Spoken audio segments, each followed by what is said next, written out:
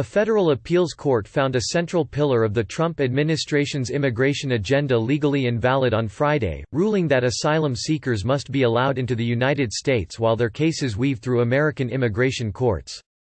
The court stayed its decision, however, in order to allow the government time to appeal the ruling. After a year in which nearly 1 million migrants crossed the southwestern border, jamming processing facilities and defying President Trump's attempts to curtail immigration, border crossings have dropped sharply in recent months, in part because of the administration's "Remain in Mexico" policy, the subject of Friday's court ruling. The decision from the United States Court of Appeals for the Ninth Circuit, if allowed to stand, would eliminate one of the administration's key levers for controlling the arrival of new asylum seekers. A three-judge panel in San Francisco upheld an injunction blocking the policy, which has required people applying for asylum at the border to wait in Mexico while their claims for protection are reviewed, a process that often takes months or years. The judges gave lawyers in the case until Monday to respond to the stay. Since the "Remain in Mexico" restrictions were rolled out early in 2019, more than 59,000 asylum seekers have been turned back by American authorities into Mexican border cities, where kidnappings and violence have surged. Because shelters in Mexico are scant and overrun, many of the migrants are living in vast tent encampments exposed to the elements. Powerful Mexican drug cartels have moved in to exploit them. It's a resounding rejection. Judy Rabinovitz of the American Civil Liberties Union, who was the lead lawyer representing the plaintiffs, said of the court's ruling earlier Friday. She added, "The policy is a disgrace, it's illegal, it's morally indefensible, and it needs to stop." Chad Wolf, acting Secretary of Homeland Security, said U.S. border officials have continued to process meritorious asylum claims and reduced fraudulent and invalid claims. Should this ruling stand, the safety and security of our border communities, international relationships and regional stability is at risk, he said in a statement. This nationwide injunction is grave and reckless, rewrites the laws passed by Congress and undermines the U.S. Constitution, he said. Lawyers who brought the challenge represented a group of 11 asylum seekers who had been returned to Mexico and several legal advocacy organizations. The plaintiffs won a nationwide injunction, but because a higher court stayed the ruling, the policy has continued to expand, most recently taking effect in Nogales, Ariz, in December. Friday's appeals court ruling, before it was stayed, prompted widespread celebration among those who had been fighting the policy, followed by hours of confusion over when and how it might go into effect.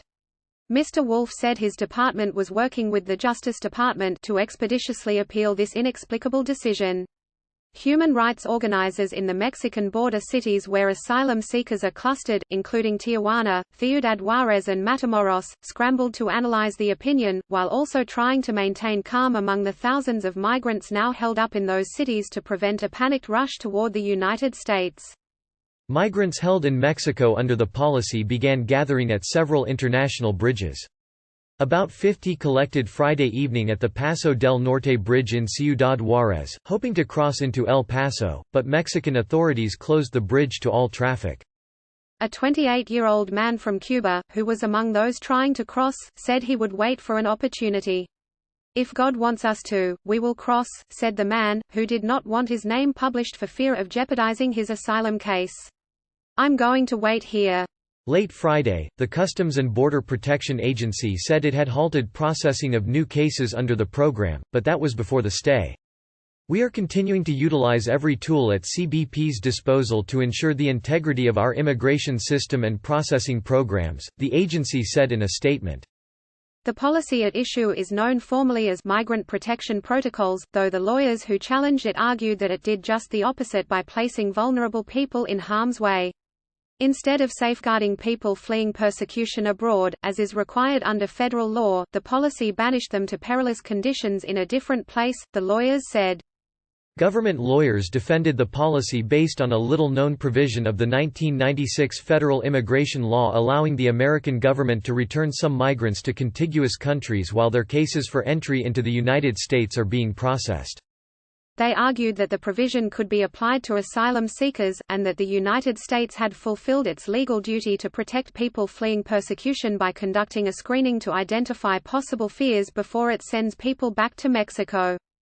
But those challenging the policy countered that asylum seekers are exempt from the legal provision, and said the government's provisions for screening to determine whether migrants had a credible fear of persecution was insufficient.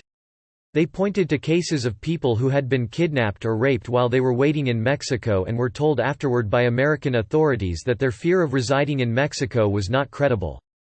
In a 2-to-1 opinion on Friday, the appeals court judges said the policy violated the federal government's obligation to avoid returning migrants to dangerous places, and they concluded that the legal provision invoked by the government in creating the policy was never meant to be applied to asylum seekers.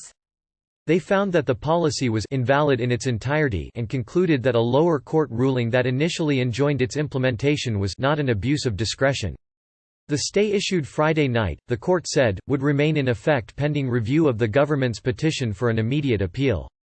Judge William A. Fletcher, an appointee of President Bill Clinton, wrote the opinion, joined by Judge Richard A. Paez, also a Clinton appointee. Judge Ferdinand F. Fernandez, nominated to the court by President George Bush, dissented. In a separate ruling on Friday, the same panel of appeals court judges rejected another of the Trump administration's attempts to restrict asylum. In that case, the judges reviewed a policy that blocks anyone who entered the United States illegally, as opposed to presenting themselves at a legal port of entry, from applying for asylum. The court found unanimously that the policy runs counter to asylum law, which states that people can apply for the status regardless of where they enter the country. That policy had been enjoined by a district court judge shortly after it was announced, and the appeals court on Friday reaffirmed the injunction. What's especially significant is that, in both cases, the court found that the administration ignored Congress, said Lee Gellert, deputy director of the American Civil Liberties Union's Immigrants' Rights Project, who argued the case. The administration took additional steps last year to make it harder to apply for asylum, signing a deal with Guatemala to resettle asylum seekers there, instead of in the United States. It also adopted a policy requiring most applicants from Central America to first seek asylum in another country along their route of travel. That policy is also being challenged in federal court. The policies are part of a constellation of measures undertaken by the Trump administration to help stem the record number of migrant families, mainly from Central America, who began crossing the border in the fall of 2018. The influx led to overcrowded detention facilities and overwhelmed immigration courts, prompting President Trump to double down on his pledges to build a wall and clamp down on immigration across the southwestern border. Taken together, the policies have effectively shrunk the American asylum system to a fraction of what it once was. By the end of the 2019 fiscal year, in October, overall border apprehensions had shrunk to 60,781, from a high of 144,116 in May. The news that the Remain in Mexico policy might be invalidated sparked chaos in some areas of the border, where some migrants have been living for months in filthy and crime-ridden areas, with little hope of entering the United States.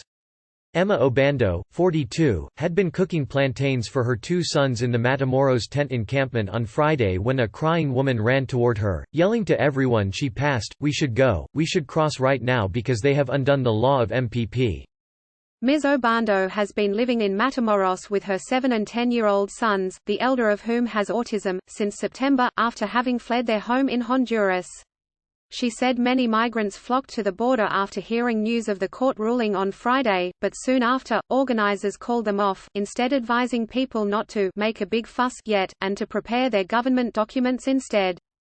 Eventually, Ms. Obando said, the mood calmed.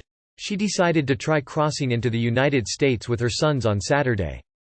Mexican officials and civic leaders were also trying to make sense of how the ruling might impact their communities. There are various unknowns, various questions, said Dervin Luis Garcia Gutierrez, the head of the migration program for the Population Agency in the state of Chihuahua. He said that Ciudad Juárez, where more than 19,700 migrants have been returned under the program, was currently supporting a transient population of between 13,000 and 15,000 migrants, including migrants returned under the program as well as those who are still waiting to cross into the United States to apply for asylum. In an immigration court in downtown San Diego on Friday morning, more than a dozen migrants who had been subjected to remain in Mexico were in court for their asylum hearings when the appeals court's opinion was released. Most were not represented by lawyers and had little guidance on how to proceed. When the Remain in Mexico program was initially enjoined by a federal judge in California in April of last year, migrants who had been in court on that day ended up spending more than 2 weeks in government holding cells while officials decided how to proceed. When the injunction was stayed, the migrants were returned to Mexico, allowed to enter the United States only for their court hearings. Government officials moved quickly to reverse the decision. It appeared clear that, whatever the immediate outcome, the issue would ultimately be decided by the United States Supreme Court. Hundreds of asylum seekers who have been returned to Mexico have since given up their claims, accepting free transportation provided by the American government and the United Nations back to their homes in Central America. But others have vowed to continue with their cases. Yolandi González Jiménez, 26, arrived from Cuba with her husband in the Mexican city of Matamoros in September and has been living in a tent encampment at the end of an international bridge into the United States ever since. With little access to public bathrooms, the camp smells of human waste. Ms. González Jiménez wears socks with her flip-flops to keep warm. A donated air mattress covered with pink and purple sheets fills the tent that has become the couple's home. Their few possessions are stacked on top and become soaked with water that seeps inside when it rains. "I can't give up after all the time I've been waiting here, even though I feel like I'm going to die," she said after a court hearing in December. Her next hearing was scheduled in Brownsville, Texas. Until then, she was told, she would have to go back to Mexico. Reporting was contributed by Max Rivlin Nadler, Manny Fernandez, Zolan Cano Youngs and Kirk Semple.